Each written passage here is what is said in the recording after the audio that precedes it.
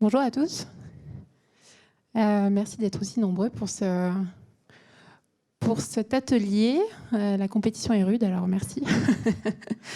Je me présente peut-être tout d'abord Emmanuelle Buon. Je travaille chez Entreprises pour l'environnement, une association d'entreprises. On a une 60aine de membres, des sociétés françaises, gros groupes multinationales, et on les accompagne du coup dans la transition écologique.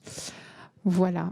Alors du coup, cette table ronde est sur les valeurs des services rendus pour la nature. Gros sujet. Ça peut être un sujet qu'on peut penser un peu philosophique, mais qui devient de plus en plus pratico-pratique avec les acteurs économiques. Donc pour cela, nous allons avoir 4 intervenants. Donc à mes côtés, Jean-Christophe Benoît, directeur de la renaturation et du développement territorial à la CDC Biodiversité. Ensuite, nous avons Bettina Laville, présidente de l'Institut d'études avancées de Paris.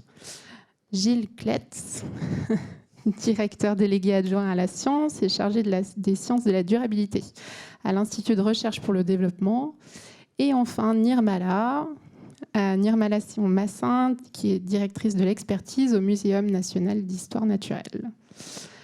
Donc, merci beaucoup à tous les 4 pour cet atelier. Nous allons parler du coup de ces valeurs des services rendus par la nature. Et on peut tout d'abord se poser une première question.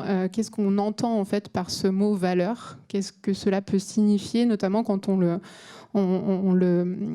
joint au mot nature?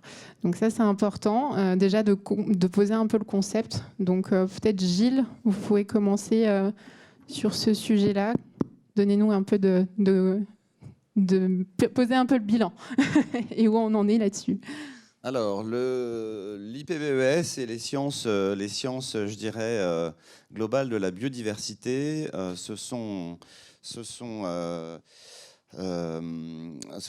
comment dire, mis en écho avec les sciences économiques il y a déjà une bonne trentaine d'années, et on définit des valeurs de production, des valeurs d'usage, des valeurs de régulation, des valeurs symboliques, des valeurs d'existence, des valeurs relationnelles. Et je ne vais pas rentrer là-dedans, je vais laisser à ma collègue du muséum le soin de le faire, et je vais vous parler avant de cela de la valeur globale, puisqu'en fait, on a tout de suite en tête, quand on parle de valeur des services rendus par la nature, les chiffres du World Economic Forum, les chiffres de l'OCDE, basés sur les meilleures synthèses d'économétrie des services rendus par la nature, et on atteint 140, 150 trillions de dollars par an. Hein, comme ordre de grandeur, c'est 1,5 fois, 1,6 fois le PIB mondial. Pour ce que vaut cet indicateur, mais quand même, ça donne une bonne idée. Donc, c'est immense. C'est immense et c'est surtout un détour instrumental. La valeur, c'est... On va faire un peu de philosophie, désolé. La valeur, c'est évidemment un instrument pour parler échange, pour parler équivalence. C'est un instrument local, un instrument de globalisation. Et c'est un instrument, hélas, assez réducteur. Et c'est tout le problème, en fait, avec la valeur de la nature, c'est que malgré ces chiffres énormes, ce dont on parle, en fait, c'est de l'importance existentielle de la nature. Cette importance existentielle de la nature, dès lors qu'on passe à l'échelle biosphère, on a vraiment du mal à mettre un chiffre dessus, puisque sans elle, eh bien, nous n'existerions pas, et du coup, mettre un chiffre en monnaie, ça n'a pas beaucoup de sens. Voilà, et en fait, voilà, ce qui n'est pas capturé de façon très facile dans une valeur globale de la nature, c'est pas mal de choses, en fait. C'est le fait que la nature n'est pas complètement scalable. C'est-à-dire que 1000 hectares de forêt amazonienne, c'est pas 1000 fois un hectare de forêt amazonienne. C'est bien plus, au point où l'existence même, en fait, d'un certain nombre d'espèces, d'un certain nombre de services rendus, d'une capacité à absorber l'atmosphère, etc., n'est absolument pas complètement scalable. Donc on a vraiment un problème, en fait, avec cette valeur globale de la biodiversité. Et du coup, le débat sur la valeur de la nature, son instrumentalisation progressive dans l'économie, pour améliorer la performance environnementale, diminuer l'empreinte écologique de nos entreprises, de notre économie matérielle, ce dont on parle ce matin, il me semble, hein, en fait, elle oscille entre deux sujets qui sont vraiment en tension.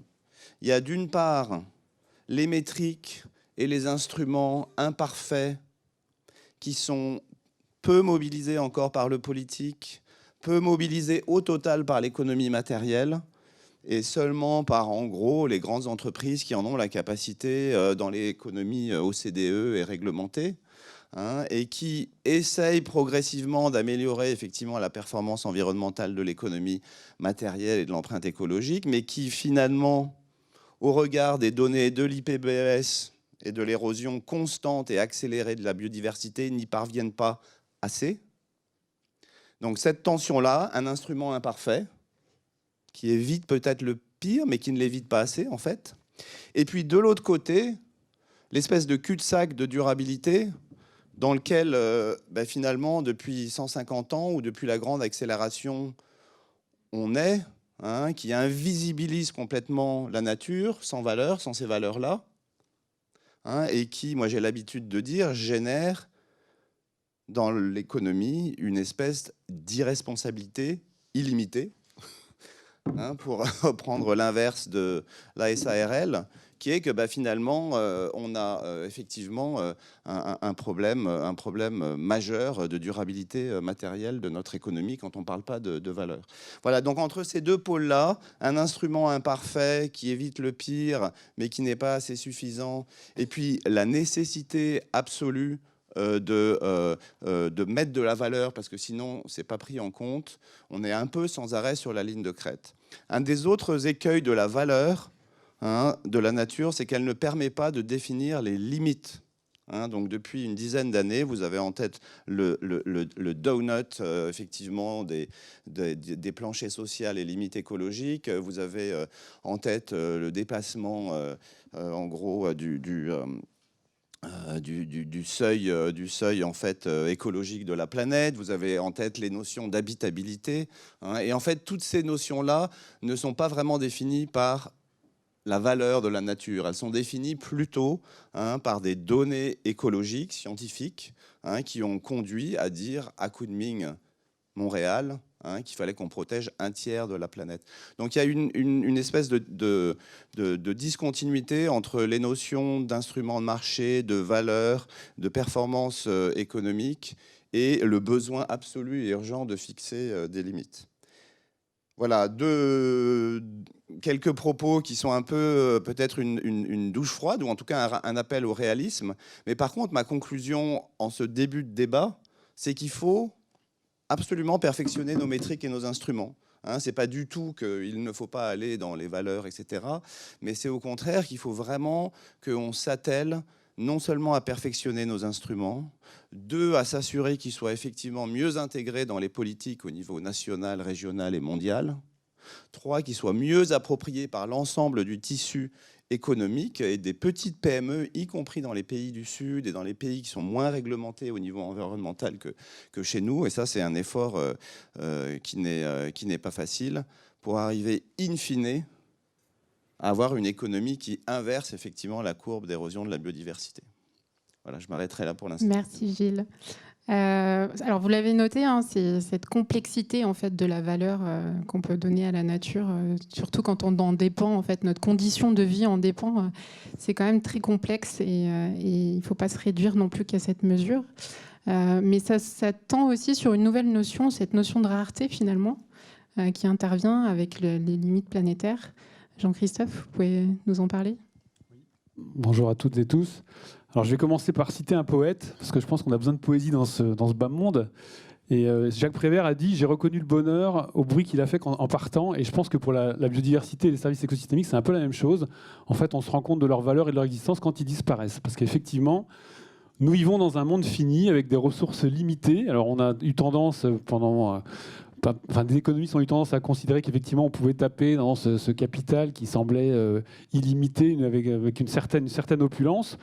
À ce titre-là, une autre référence littéraire, je vous conseille un bon bouquin qui vient de sortir qui s'appelle Cabane d'Abel Quentin et qui parle un peu de. Enfin, vous l'avez lu, peut-être qu'il est disponible à la librairie en sortant, mais en tout cas, allez-y parce que ça romancer le rapport sur les limites de la croissance des années 70, c'est assez intéressant. Voilà, donc en fait, il nous rappelle qu'effectivement, aujourd'hui, on vit dans un monde fini avec un modèle de croissance exponentielle et qu'à un moment, ça ne marche pas et on commence à voir les signaux assez forts du fait que ça ne marche pas et qu'en fait, on a un capital naturel qui effectivement nous rend un certain nombre de services et on l'a carrément endommagé. Et donc en fait, les fonctionnalités, en fait, aujourd'hui, on voit qu'elles se dégradent et qu'elles disparaissent, qu'elles se raréfient. Et ça pose un certain nombre de problèmes. Alors je vais prendre l'exemple de la pollinisation, qui est un exemple assez concret dont on a beaucoup parlé.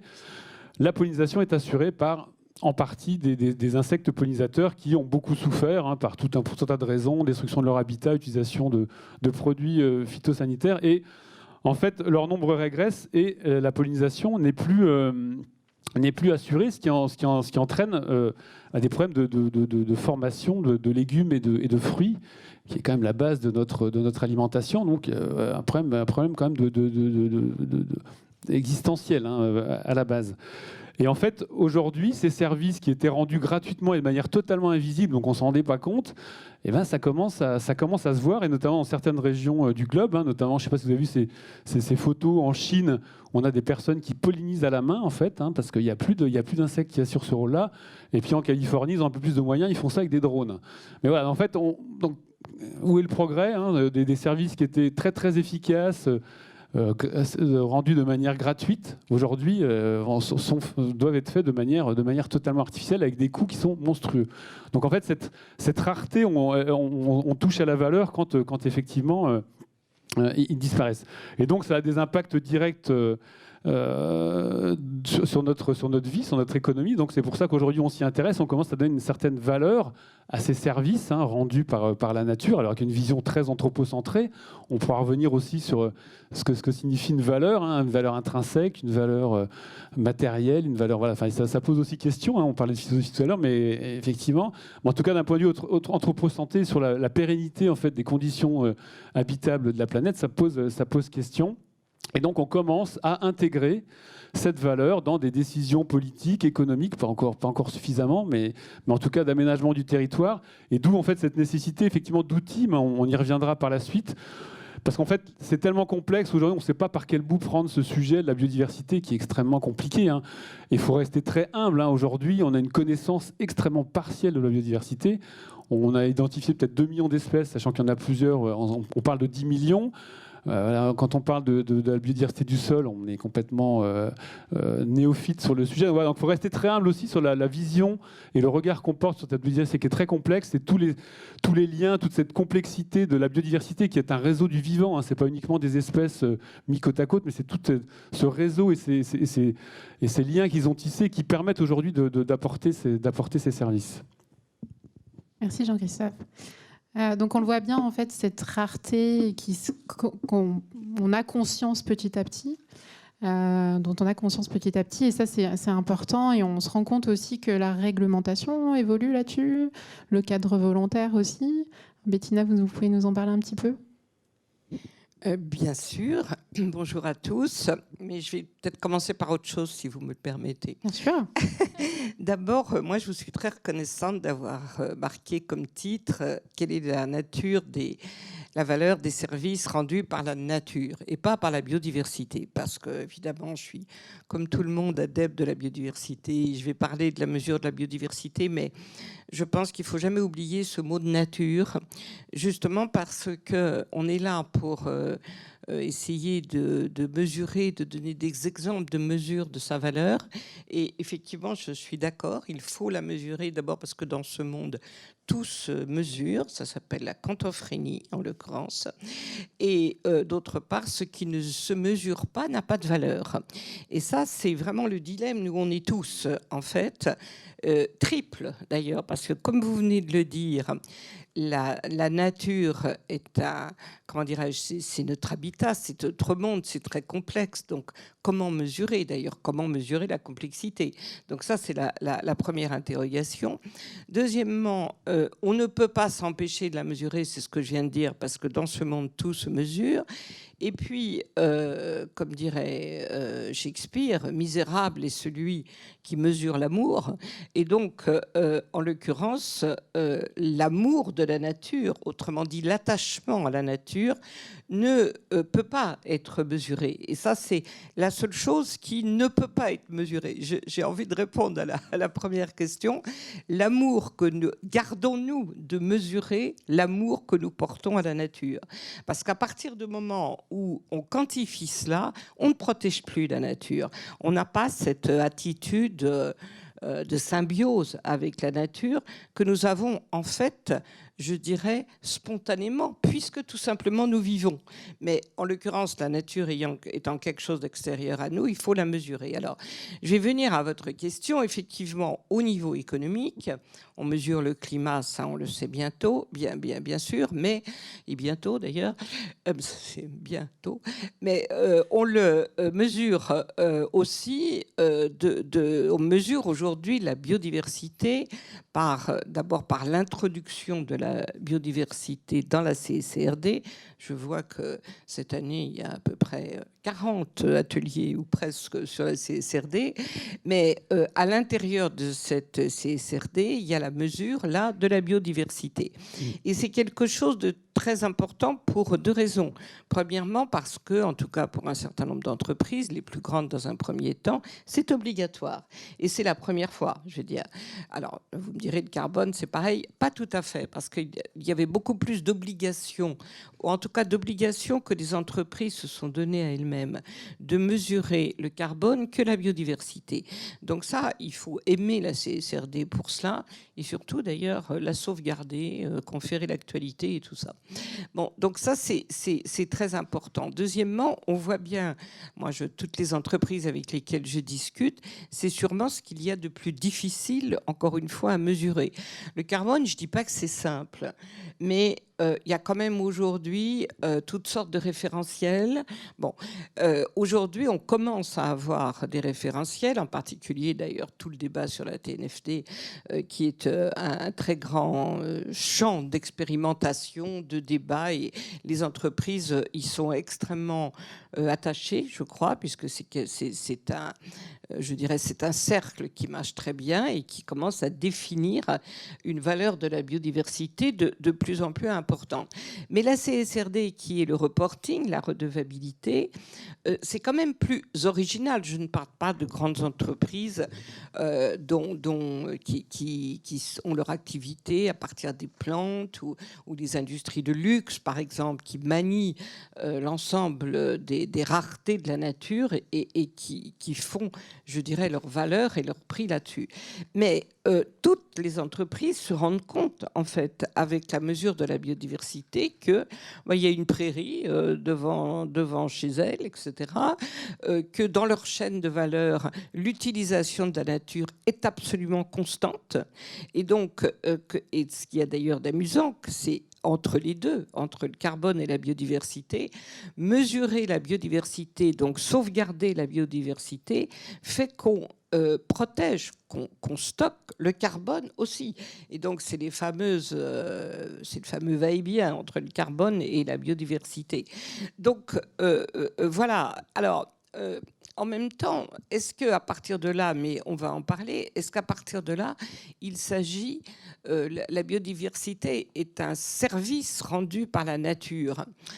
Autant j'étais d'accord qu'il n'y ait pas biodiversité, autant effectivement, je préfère les fameuses solutions fondées sur la nature aux services rendus par la nature. Parce que dans service, il y a asservissement. Alors, je suis peut-être un peu psychanalytique là ce matin, je ne sais pas ce qui me prend. Mais en l'occurrence, il y a quand même, je veux dire, la nature n'est pas à notre service. Elle n'est pas au service des entreprises. L'utilisation rationnelle, on parlait avant d'utilisation rationnelle de la nature, n'est pas le service rendu par la nature. Et ça, je pense que peut-être il faudrait faire évoluer ce mot. Pourquoi, si j'ai encore une minute? Parce qu'à partir du moment où on dit que les services sont rendus par la nature, ça veut dire finalement que beaucoup d'autres composantes peuvent nous rendre des services, ce qui par ailleurs est vrai. Mais en l'occurrence, ça veut dire aussi qu'ils peuvent être compensés par d'autres choses. Alors ces fameux problèmes de la compensation carbone ou compensation biodiversité qui va être vraiment au milieu des débats de la prochaine COP sur la biodiversité et qui en ce moment est extraordinairement discuté parce que autant la compensation carbone a connu des déboires par rapport au marché carbone, mais cependant beaucoup d'entreprises nous disent qu'elle est indispensable pour finalement garder une espèce de compétition mondiale, nous qui mesurons le carbone alors que beaucoup d'autres entreprises du reste du monde ne le mesurent pas. En revanche, mesurer la biodiversité et donc la compenser, on voit d'abord, enfin moi ce qui m'inquiète, c'est que c'était le fameux troisième, donc dernier volet du fameux éviter, réduire et compenser, en l'occurrence, mais qu'aujourd'hui, on a l'impression que compenser est un moyen comme un autre. Donc, la valeur des services rendus par la nature, n'oublions pas, comme Shakespeare, etc., etc. Merci Bettina. Alors le concept d'amour, c'est très bien ça. Alors l'amour, ça n'a pas de prix, on va dire. Et il y a cette notion de valeur et ça pose quand même les bases de dire que la mesure, ça n'égale pas la valeur. Donc il y a d'autres... on peut ouvrir les perspectives, on va dire, sur cette notion de valeur. Peut-être, tu peux y aller.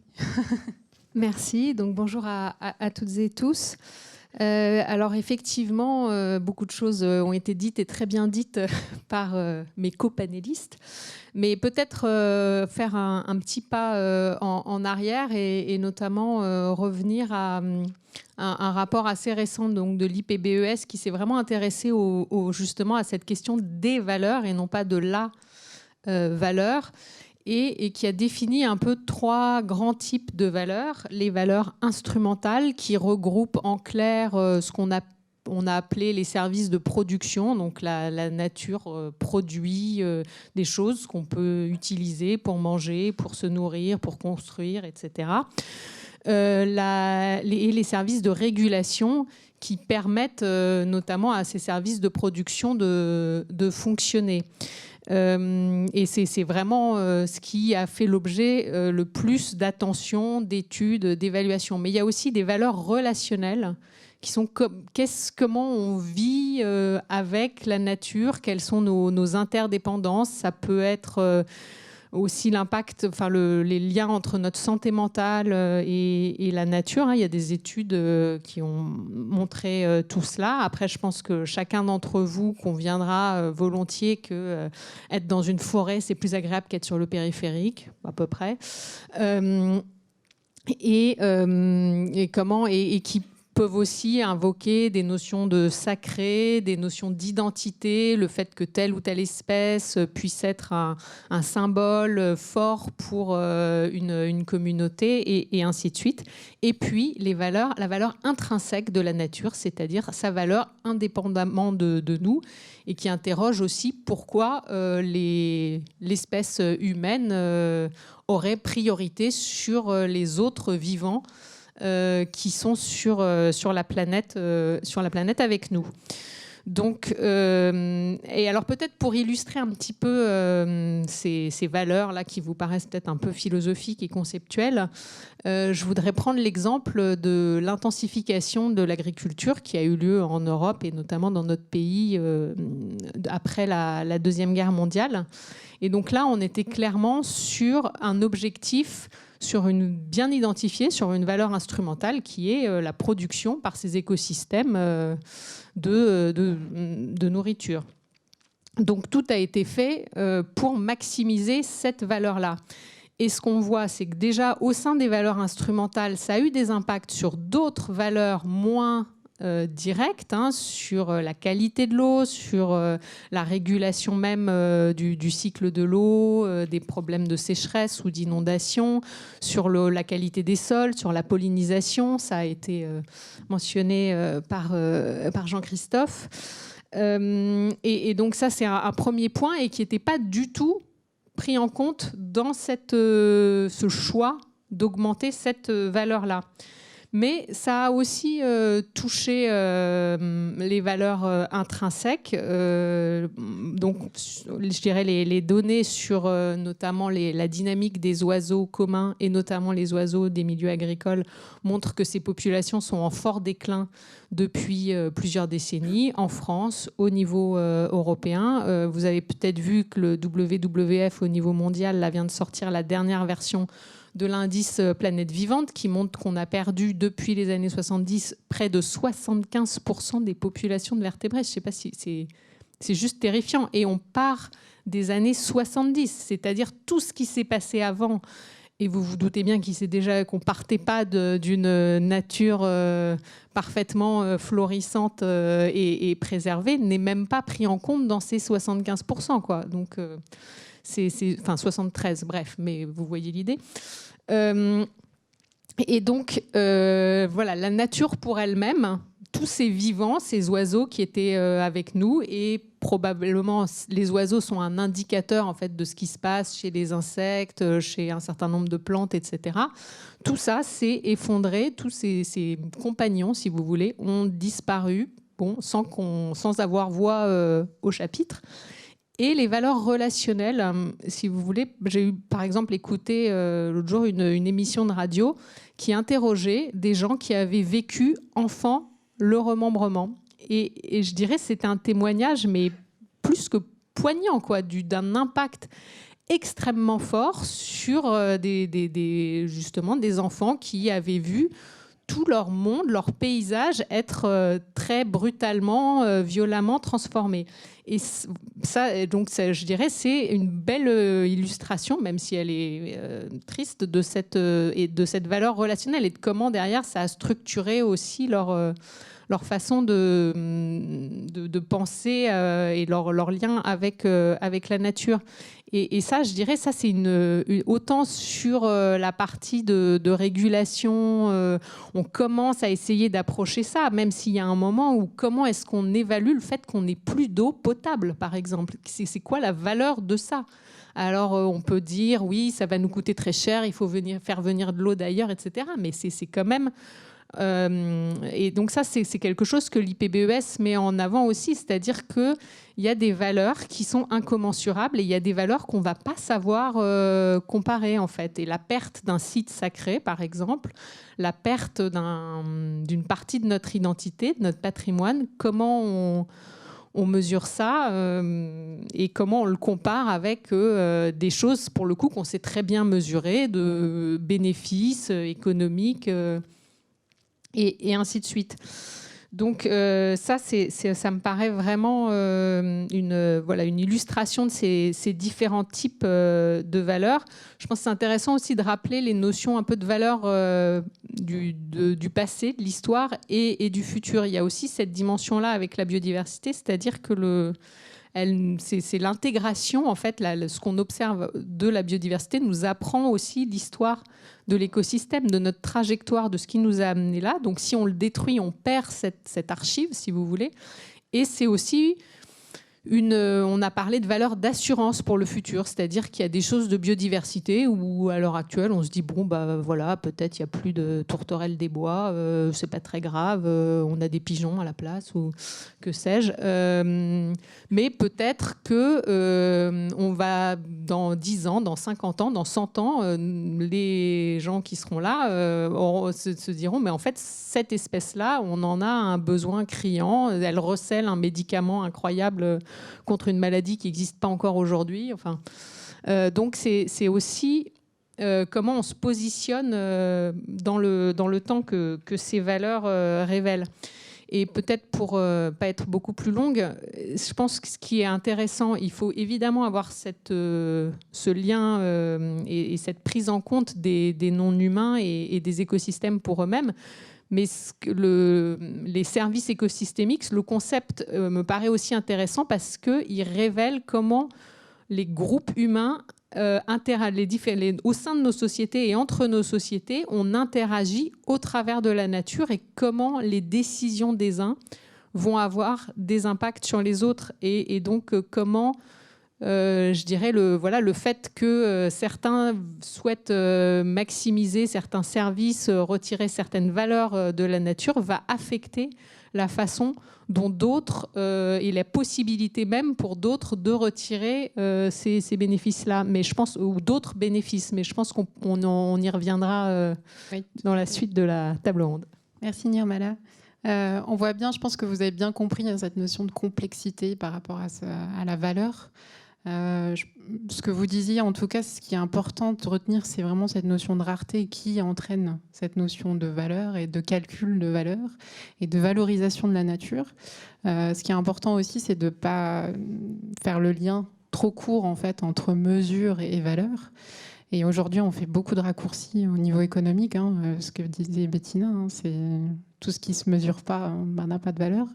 Donc, on a besoin de cette vision vraiment systémique et de comprendre cette interdépendance qu'on peut avoir avec la nature, du vivant humain, non humain, pour vraiment avoir cette vision globale et comprendre cette valeur encore plus que mesurable en fait.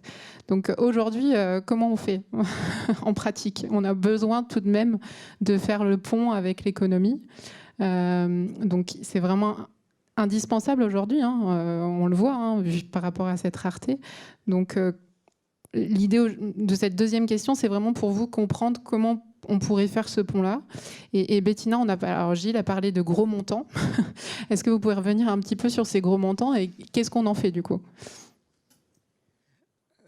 Oui, enfin, alors le montant, effectivement, je crois que c'était d'un montant qui est sorti dans les rapports de Davos, qui était 125 trillions, c'est ça, je veux dire. Oui. La nature, ça vaut ça.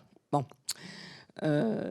J'avais envie ce matin, mais je ne suis pas très bonne en maths, de vous faire un ratio entre les 125 trillions et le déficit de... Non, pardon. Donc, je ne l'ai pas fait. Mais en l'occurrence, pourquoi je fais ce rapprochement absolument stupide? C'est parce que ce chiffre ne dit rien, en fait. C'est-à-dire qu'il dit simplement que c'est énorme. Mais il ne dit pas quelque chose de fondamental, c'est que c'est vital. Bon.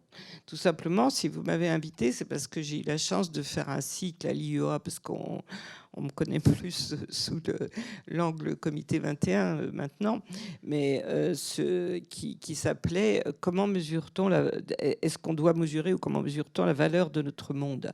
Parce qu'en fait, mesurer la nature, c'est mesurer la valeur du monde, tout simplement. Et à la limite, mesurer la nature, j'ai parlé des directives, je ne vais pas rentrer dans le détail des directives, tout simplement parce que, en l'occurrence, il y a beaucoup d'autres ateliers qui s'y réfèrent très bien. Mais effectivement, on la mesure, cette nature, cette biodiversité, tout le temps. Alors, vous donniez, en l'occurrence, Nirmala, le chiffre de planètes vivantes à partir de 70. Alors, l'IPBES, c'est récent, c'est au XXIe siècle, mais l'UICN a été fondé en 1948. Et déjà, pourquoi l'UICN, qui était en particulier fondé par le WWF et d'autres associations, a été fondé? C'est parce qu'on se rendait déjà compte de cette perte de diversité, pas exactement d'ailleurs dans la même acception qu'aujourd'hui, parce qu'on n'avait pas, je pense, le sentiment de cette perte de biodiversité absolument énorme. C'était plutôt la dégradation, en l'occurrence, à l'UICN qui était mesurée, parce qu'on voyait bien que cette civilisation de progrès et cette civilisation qui avait engendré le nucléaire, les produits chimiques, etc., allait dégrader la nature. Il se trouve que devant nous, nous avons des fleurs, pas naturelles, mais qui nous font écho, en l'occurrence, à la nature. Eh bien, j'en viens à penser que je préfère celle-ci à celle, et c'est quand même quelque chose d'épouvantable qui est sorti, moi je ne savais pas ça, qui est sorti, à celle que vendait cette future maman et qui ont empoisonné dans son ventre son bébé parce qu'elles étaient couvertes de centaines de pesticides, je veux dire. Et on voit bien, si vous voulez, que je pensais en vous écoutant que est-ce qu'il ne faudrait pas plutôt se demander comment mesurer tout ce qui nuit à la nature. Et d'ailleurs, il y a des indicateurs là-dessus, en l'occurrence, exactement comme Guillaume Saint-Denis, il y a maintenant plus de 10 ans, une quinzaine d'années, avait fait un rapport très remarquable, qui n'a jamais été suivi d'ailleurs des faits, mais très très remarquable, sur l'ensemble des subventions je veux dire, de la fiscalité, l'ensemble des mesures fiscales qui nuisaient à la nature. Moi, je pense qu'il faut commencer par là pour mesurer, en l'occurrence, les services rendus à la nature. C'est éradiquer tout ce qui avantage la pollution, tout ce qui avantage ce qui nuit à la nature. Je pense que c'est la première mesure, et cette mesure-là, je le regrette, elle n'est pas dans la CSRD. Et je pense que dans la TNFD, alors il y en a tellement que parfois je bute sur une majuscule. Dans la TNFD, je crois qu'il faut pousser pour mesurer ça, parce que déjà éradiquer cela, ça serait extrêmement important.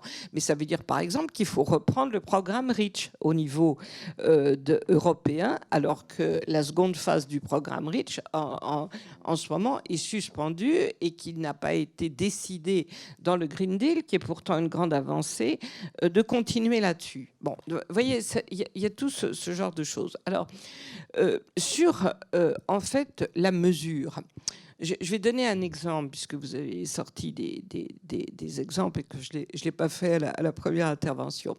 L'herbe Posidonie, je veux dire, ça c'est, je ne sais pas si on mesure cette herbe, mais c'est quelque chose d'une valeur absolument extraordinaire, parce qu'elle a une triple valeur. D'abord, il y a des prairies sous la mer. Finalement, la Posidonie, c'est les prairies de la mer. Bon. Et là, il y a une nature qui se développe. Il y a des éléments naturels. Il y a le plancton. Il y a toutes sortes de minuscules animaux marins, d'autres moins minuscules.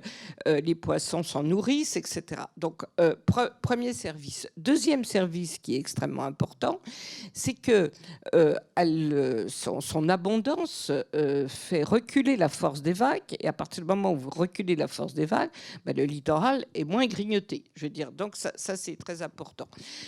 Troisième fonction également tout à fait importante, elle est, comment dirais-je, elle est l'habitat du plancton, je veux dire.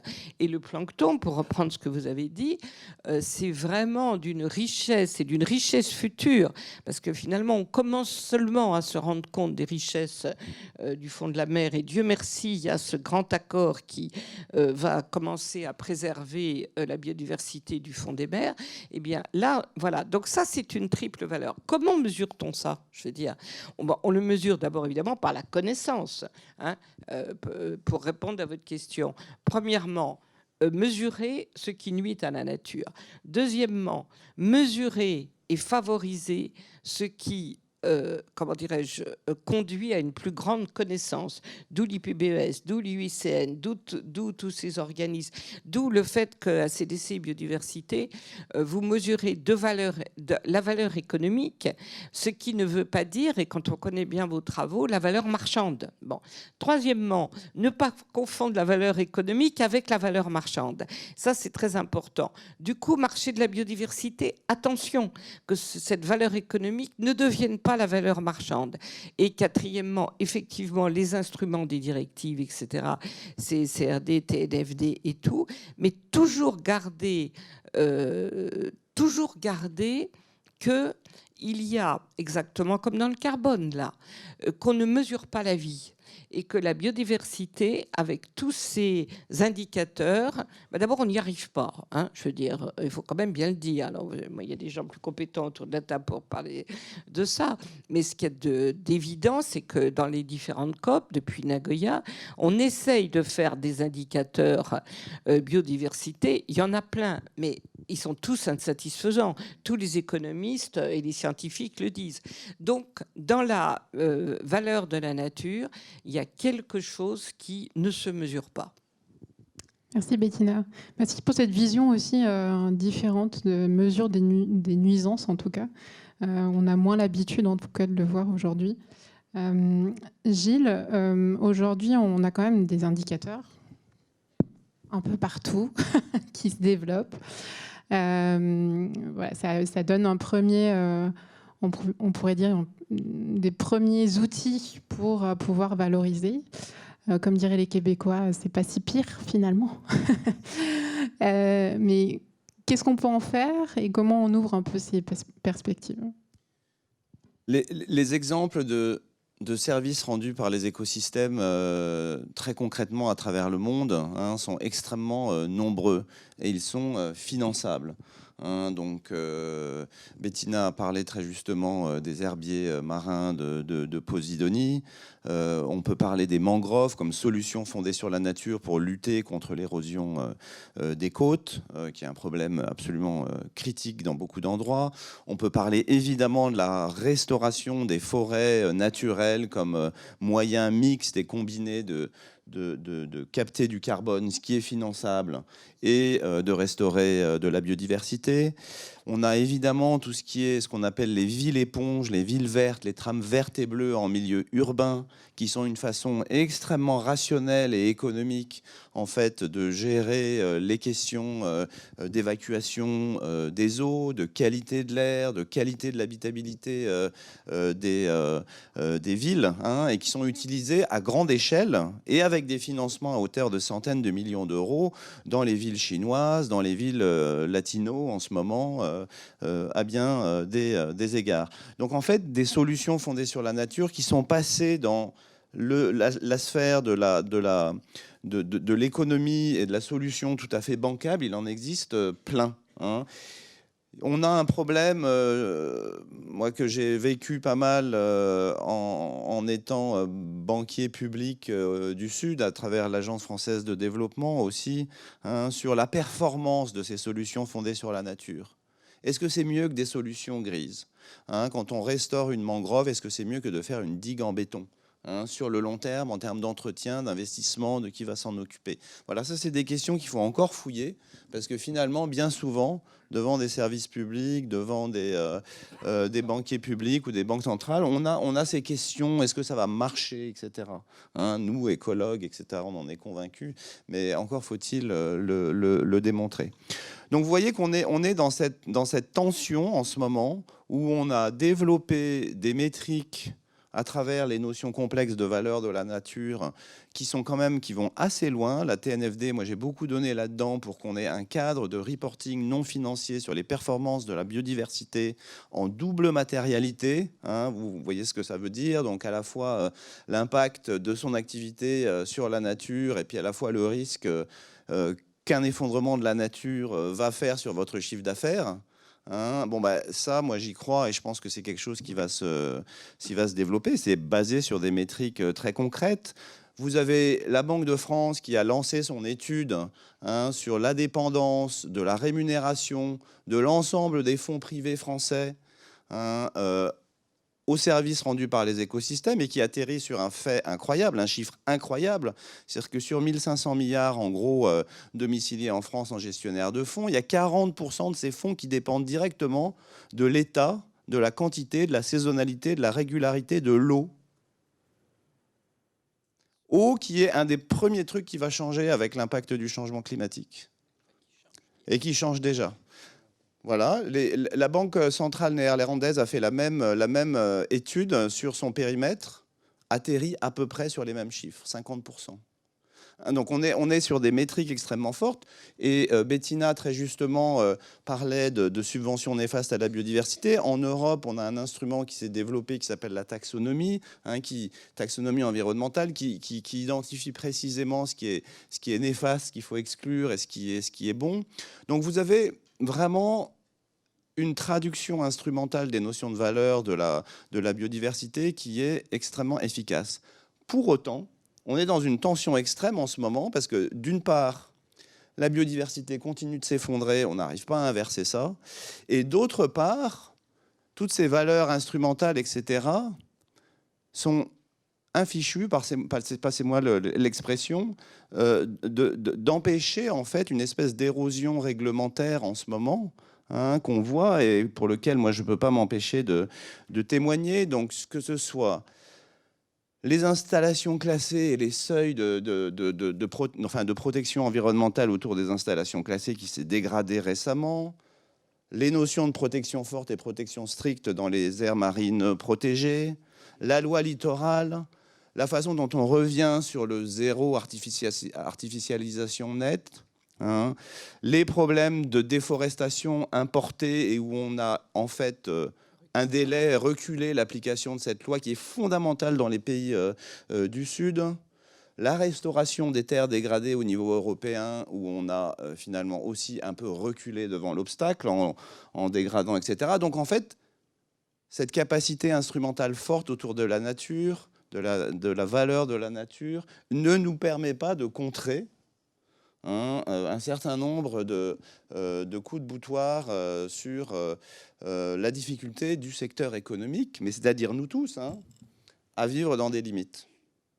Voilà, donc on est vraiment dans une tension en ce moment sur laquelle je me permets d'insister et qui nous replace un petit peu dans vraiment l'objet de ce débat, c'est-à-dire comment la valeur instrumentale et toutes les limites, mais aussi la dimension incontournable des valeurs de la nature, comment elle nous aide ou pas à gérer les limites d'une part, et on voit que c'est pas facile en fait, que ça marche pas vraiment, et à la fois que c'est indispensable pour améliorer la performance des entreprises et de l'économie matérielle. Donc c'est vraiment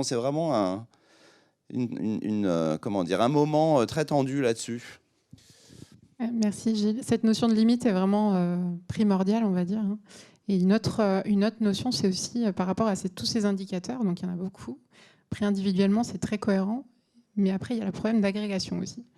Et ça, c'est un vrai souci. Alors à la CDC Biodiversité, vous travaillez aussi sur les indicateurs. Je vais faire quelque chose d'épouvantable. Ah là là, je voudrais dire que ce qu'il vient de dire est absolument essentiel. Et ce que je voudrais juste dire, c'est qu'il ne faudrait pas qu'au ProDurable 2025, on ait quelque chose qui s'appelle quelle est la non-valeur du retard des mesures de puissance publique sur la conservation de la nature. Pardon. Tout à fait. Merci. Donc, effectivement, merci. Oui, effectivement, mais ça interroge tout ça et les limites. Est-ce qu'il passer à plus de sobriété, mais c'est compliqué pour tout un chacun. Enfin voilà, je pense qu'il y a un vrai sujet de fond qui dépasse un peu le thème de cette table ronde, mais effectivement, ça interroge vraiment et de voir qu'on n'est pas capable d'agir alors qu'on a quand même des outils et parce que ça fait mal quand même quelque part de cette remise en cause. Donc effectivement, moi je pense qu'on a quand même besoin d'un thermomètre à un moment parce que là on est entre sachants, on est entre gens qui sont convaincus, qui ont bien conscience de ces enjeux. Ce qui n'est pas le cas de tout le monde. Enfin, nous, on est opérateurs de la biodiversité, donc on est confrontés tous les jours à des entreprises, des chefs d'entreprise, des collectivités, des élus qui nous disent, voilà, moi, j'y connais rien, comment je travaille, comment je vais convaincre ma direction, comment je vais convaincre mes élus d'agir. Donc il faut quand même, et le problème c'est qu'aujourd'hui il faut toucher à l'économique. Malheureusement notre système il est fait comme ça. On aimerait bien que la valeur intrinsèque de la nature, des beaux paysages, soit pris en compte, mais aujourd'hui on est obligé de rentrer par là. Donc il faut absolument ce thermomètre, et il faut qu'on arrive à conceptualiser, parce qu'en fait le bon sens il craint pas ce qui ne se représente pas en fait. Donc en fait il faut avoir un mode de conceptualisation, de représentation, de voir tout ce que ça implique, parce qu'en fait, souvent, on agit en méconnaissance. Et donc, les acteurs économiques, aujourd'hui, ils ont besoin d'outils. Donc, on essaie d'en développer. C'est imparfait. Un outil, ça reste un outil quand même, ça simplifie, ça agrège, ça consolide. Donc, nous, on est toujours entre cette ligne de crête entre des entreprises, des collectivités qui veulent des outils très simples. C'est un chiffre à présenter lors d'une réunion pour prendre une décision. Et puis des scientifiques, des ONG qui nous disent attention, c'est pas si simple, vous êtes c'est très réducteur. Voilà. Donc en fait, on est toujours entre deux.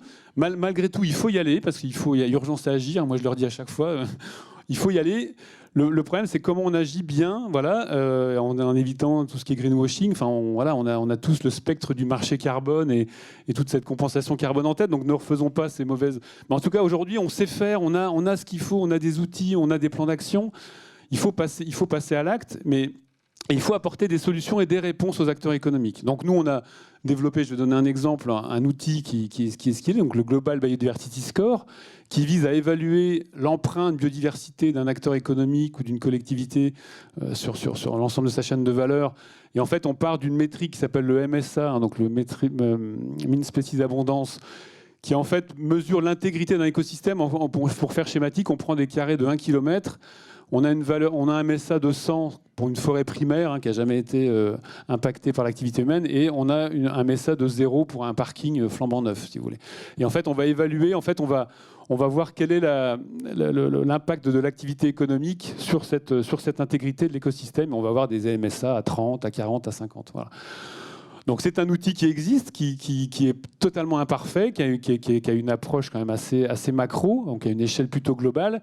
Et aujourd'hui, la limite, c'est qu'on a du mal encore, mais on avance, on y travaille, mais il faut avancer sur la connaissance, à se connecter au local et à y arriver à l'impact d'un projet. Donc voilà, donc des outils existent. Ils permettent quand même d'intégrer, de lancer quand même des feuilles de route et des plans d'action avec des entreprises et de dire derrière comment on agit, comment on essaie de compenser, même si effectivement compensation c'est parfois un peu galvaudé, enfin tout cas comment on essaie d'amener une contrepartie positive à des actions qui impactent grandement la biodiversité. Donc voilà, donc besoin quand même d'outils, ils existent, ils sont pas parfaits, il y a en connaissance de ses limites, on en a besoin et de toute façon il faut avancer. Donc toujours je reviens sur ce qui a été dit, hein, sur cette ligne de crête, où on essaie de faire au mieux et d'apporter des solutions opérationnelles aux acteurs économiques qui les attendent en fait. Hein. Merci Jean-Christophe. Alors c'est vrai, un besoin d'outils, c'est sûr, hein, imparfait. Vous expérimentez, tout le monde expérimente, et c'est, je pense que le maître mot aussi, hein, c'est d'expérimenter pour pouvoir avancer. Et donc on a aussi donc ces pas en arrière avec la réglementation, un avant, 3 pas en avant, un pas en avant, 3 pas en arrière. Mais ce qui est important aussi, c'est cette vision globale, hein, et Nirmala va pouvoir en commenter. C'est ce triptyque qu'on a aussi hein, entre économie, nature, sociale, il y a une forte interdépendance. Nirmala, je vous laisse. Merci. Alors peut-être juste pour rebondir sur la remarque très juste de Bettina sur le suivi des pressions, rappeler que l'Observatoire national de la biodiversité, hein, qui est piloté par l'Office français de la biodiversité, présente un certain nombre d'indicateurs sur l'état de la biodiversité, mais aussi dans une approche pression, état, réponse, montre aussi le suivi des pressions, même si, par exemple, ce qu'on appelle le NODU pour le suivi des produits phytosanitaires, les surfaces artificialisées et désartificialisées, et ainsi de suite, donc qui nous permettent autant que possible de suivre cela. Et pour revenir un petit peu aux propos, effectivement, je pense que ce qui a été dit aussi est très, très bien dit là, c'est qu'on a des instruments qui nous permettent de faire mieux, que ça passe par les politiques classiques, j'allais dire, de biodiversité, de protection, maintenant de plus en plus de restauration. Mais qu'en fait, le problème, il est beaucoup plus vaste que ça, et que même si ces politiques de biodiversité, de protection de la nature, de conservation sont indispensables, et que sans elles, comme l'a très bien dit Gilles, la situation serait encore plus dramatique, malgré tout, même si on les utilise et qu'on les met en œuvre à fond, ce qui n'est pas tout à fait le cas aujourd'hui, on n'arrive pas à ces objectifs parce qu'en fait, c'est notre façon même de faire société qui est à l'origine du problème. Et donc cette survalorisation, j'allais dire, de la valeur instrumentale et ainsi de suite. Et c'est en ça que l'IPBES aussi nous appelle à ce qui a été appelé des changements transformateurs, qui vont jusqu'à reconsidérer quels sont nos modèles de développement, quels sont nos standards d'une bonne qualité de vie. Enfin, c'est des choses profondes, quasiment existentielles, mais qui, quelque part, sont la seule façon de traiter ce défi existentiel pour nous, qui est de maintenir une planète habitable pour le plus grand nombre. Parce que là aussi, encore une fois, je ne veux pas mettre de côté la valeur intrinsèque, la justice aussi pour les non-humains, mais même si on ne se focalise que sur les humains, Et le muséum a sorti récemment un manifeste sur la justice environnementale qui fait bien un peu le point sur ces questions-là. Je ne peux que vous le recommander. Excellent ouvrage. Donc, il souligne notamment que entre les humains, en fait, on a déjà des fortes inégalités concernant les services écosystémiques, des inégalités d'accès aux ressources produites par la nature, mais aussi des inégalités d'exposition aux nuisances et aux risques naturels, des inégalités dans nos impacts sur la nature et des inégalités dans la prise de décision, dans les réponses, dans l'influence sur les réponses qui sont apportées à ces différents problèmes. Et souvent, ces inégalités se cumulent. Et c'est en ça que cette notion de justice environnementale et sociale environnementale, si vous voulez, est vraiment fondamentale. Et je dirais l'IPBES, pour aller vers ce changement transformateur, voit un peu 4 grandes étapes qui sont déjà de mettre en œuvre des évaluations pour reconnaître les valeurs et pas seulement. Et donc, il y a un certain nombre d'approches qui existent, des approches biophysiques pour décrire le système, des approches aussi déclaratives. Qu'est-ce que les gens disent que sont leurs valeurs? Des approches comportementales. Qu'est-ce qu'ils font en réalité? Quels sont leurs choix? Et comme vous vous en doutez, ça n'est pas toujours parfaitement aligné. Et essayer d'intégrer un peu tout ça, même si on voit qu'en fait, il y a des choses qui s'intègrent et se comparent pas bien, mais au moins d'avoir la vue la plus globale possible en s'appuyant sur la diversité des parties prenantes, de prendre effectivement en compte ces évaluations quand on prend une décision, parce qu'en fait, ce qu'a montré l'IPBES, c'est qu'il y a beaucoup d'efforts d'évaluation, mais qu'en pratique, c'est peu ou pas pris en compte dans les décisions, confère aussi ce que nous disait Gilles sur le recul des normes. Et justement, voilà, il y a un peu les décisions du quotidien, mais il y a aussi, derrière, ça appelle une réforme de nos politiques, des droits, de la réglementation, etc., pour mieux prendre en compte ces différentes valeurs et finalement jusqu'à faire évoluer nos normes et objectifs sociaux ou sociétaux et changer nos paradigmes. Et donc l'IPBES aussi, dans cette approche des valeurs, a défini un peu 4 grands modes d'interaction avec la nature qui sont vivre de la nature, ce qui est un petit peu le modèle de nos sociétés, vivre dans la nature, vivre avec la nature et vivre comme la nature, comme un élément de la nature. Et voilà, donc comment est-ce qu'on navigue aussi entre ces différents modes relationnels et les impacts qu'ils ont sur la durabilité. Et pour ne pas être plus longue, je voulais juste illustrer et revenir à quelque chose d'un peu concret après ces envolées peut-être qui vous paraissent philosophiques et peut-être un peu irréalistes, mais justement sur ces notions de solutions fondées sur la nature qui ont été déjà abordées au cours de la discussion. Et un petit exemple près de chez nous, alors un peu plus au sud, autour de la ville de Lyon. Et en fait, l'approvisionnement en eau de la métropole de Lyon est, dans sa grande majorité, près de 90%, assuré par un grand champ de captage de plusieurs centaines d'hectares qui est co-géré par Veolia et par la collectivité, dans une double optique de préservation et de restauration de la nature et de préservation de la ressource en eau pour l'alimentation en eau potable des habitants et des activités de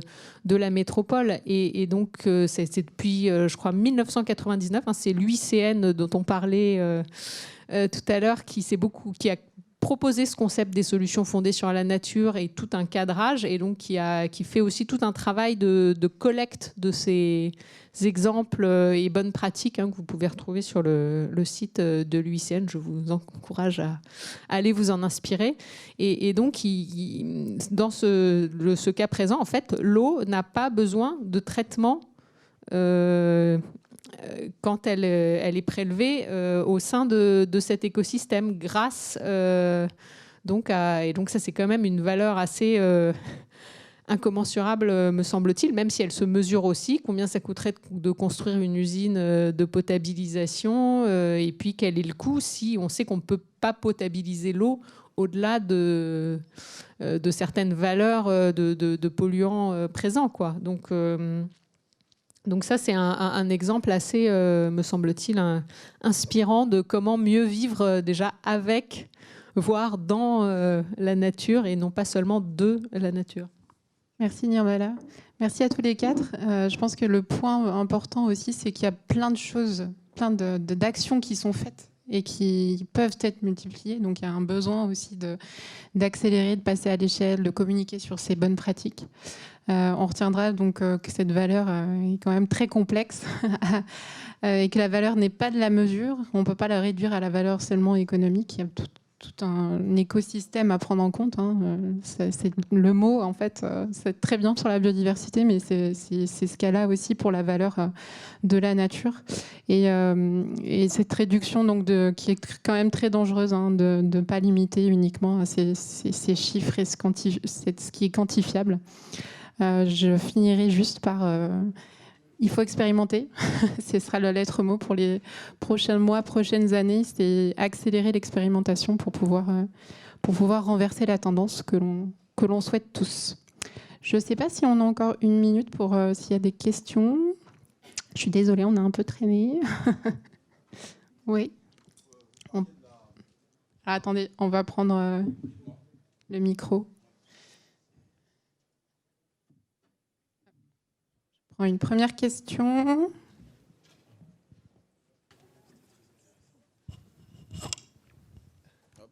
Bonjour. Vous parliez des bonnes actions réalisées sur la région de Lyon. On sait que sur la région de Lyon, il y a la municipalité qui a déposé une plainte contre la société Arkema par rapport aux polluants éternels. Et au-delà d'avoir plus d'eau, je me pose la question d'avoir une eau plus saine.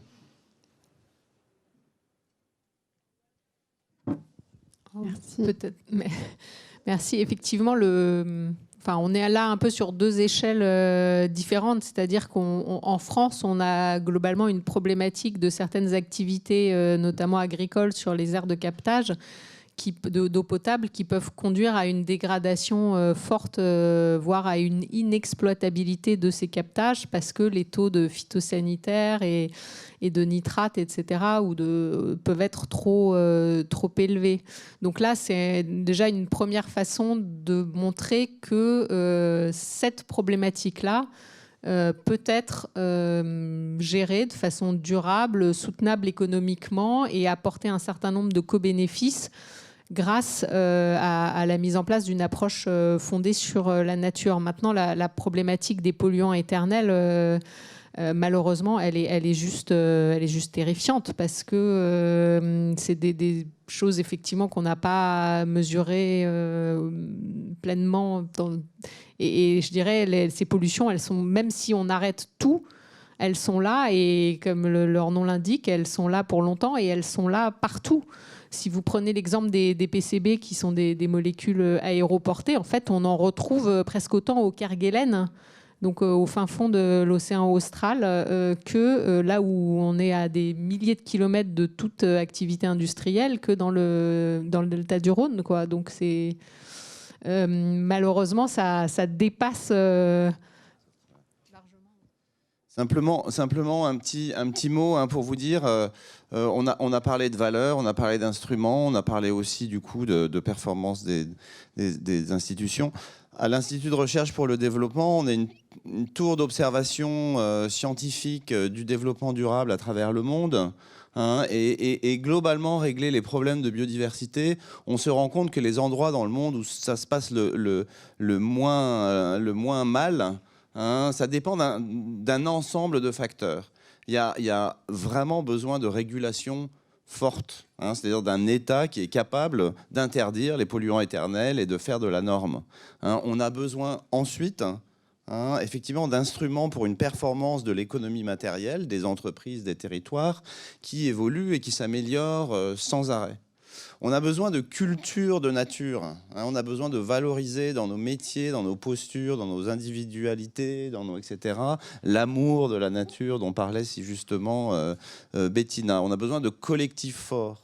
On a besoin finalement de toutes ces choses-là, d'éducation. Et on a besoin de se projeter dans une trajectoire de transformation. Donc vous voyez, pour répondre à à un point particulier de quantité, de qualité de l'eau, etc., et de polluants, je pense que c'est vraiment, il faut penser un petit peu tout le cadre et le danger de la valeur de la nature, ça nous oriente vers la valeur instrumentale. Or, la solution à la biodiversité, c'est vraiment un cadre d'ensemble qui est fait de régulation, qui est fait d'économie performante, qui est fait de culture, de volonté, qui est fait d'amour, d'éducation. Voilà. Et de transformation, parce que effectivement, comme le disait Nirmala, sans transformation radicale, on ne va pas y arriver. Hein. Peut-être une deuxième question ? Monsieur, ouais, vous avez le micro à côté. Oui, bonjour, merci pour vos interventions très, très riches, très intéressantes. Moi, j'avais deux questions sur, pour M. Benoît. M. Lombard parlait de 350 milliards affectés à la transformation. Quelle est la part de votre département dans ces 350 milliards ? Et la deuxième notion, c'est celle de... J'ai eu l'occasion de travailler sur la notion de perte d'aménité. Ça rejoint fortement la notion relationnelle que vous exprimiez tout à l'heure. Et je pense qu'il ne faut pas l'oublier. C'est-à-dire qu'effectivement, c'est combien nous sommes agressés par cette perte brutale de ce lien avec la nature. Merci. Alors pour répondre à votre question sur les 350 milliards, effectivement, on aimerait bien les récupérer, mais... Alors déjà, la Caisse des dépôts accompagne ces essais biodiversité depuis plus de 15 ans maintenant, donc elle a créé quand même un opérateur à une époque où personne ne s'intéressait vraiment à ce sujet-là, donc déjà nous a donné des moyens de travailler. Aujourd'hui, on est 120 personnes, donc on travaille à notre échelle. Et après, l'idée de la Caisse des dépôts, à travers ces 350 milliards, c'est quand même d'accompagner des projets qui vont dans le sens de la transformation écologique. Et j'insiste sur la transformation écologique. On ne parle plus de transition, mais de transformation écologique. Et aujourd'hui, les projets accompagnés par la Caisse des dépôts doivent cocher un certain nombre de critères et de cases, et notamment ne pas être impactant vis-à-vis de la biodiversité. Voilà. Donc en fait, l'idée c'est ça, c'est d'injecter en fait des moyens financiers qui vont permettre d'avoir un effet levier sur des projets vertueux en matière de biodiversité. Et on est là, on est la petite mouche du coche pour montrer que tout ça a du sens et va dans la bonne trajectoire. Sur finalement la perte d'aménité, hein, pour moi de façon un petit peu concrète, instrumentale en termes de politique publique et en termes d'action collective, c'est beaucoup la préservation des communs.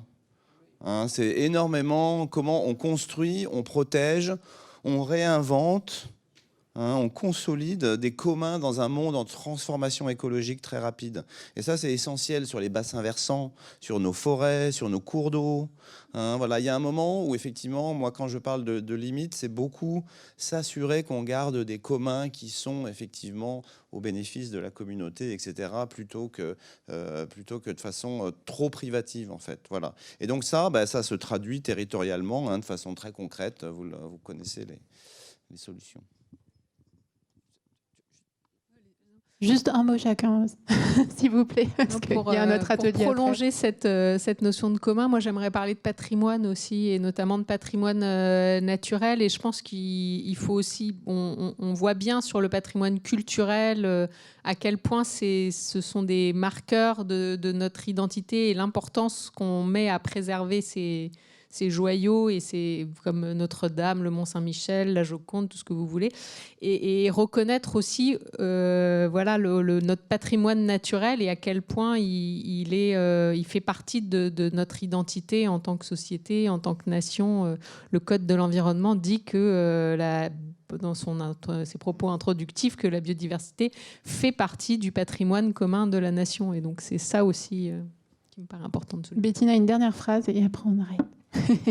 Alors, d'une part, je suis tout à fait d'accord, et les anciennes lois parlaient de sites naturels et culturels à égalité, premièrement. Deuxièmement, c'est drôle que vous parliez de biens communs, parce qu'à l'IEA, le premier cycle que j'ai fait, c'était sur les biens communs, et après on est passé à la valeur. Troisièmement, quand même, pour finir, une petite note optimiste. Restaurer un milieu, c'est possible. Et les efforts qui sont faits par les puissances publiques et aidés par les privés pour restaurer un milieu donnent des résultats quasi, je dirais pas immédiats, mais relativement rapides. La nature, bien malgré ce qu'on lui fait, est quand même toujours bonne fille. Merci beaucoup. Je sais qu'il y a d'autres questions. On est là si vous voulez nous les poser. Merci à tous et puis bon salon à tous. Merci.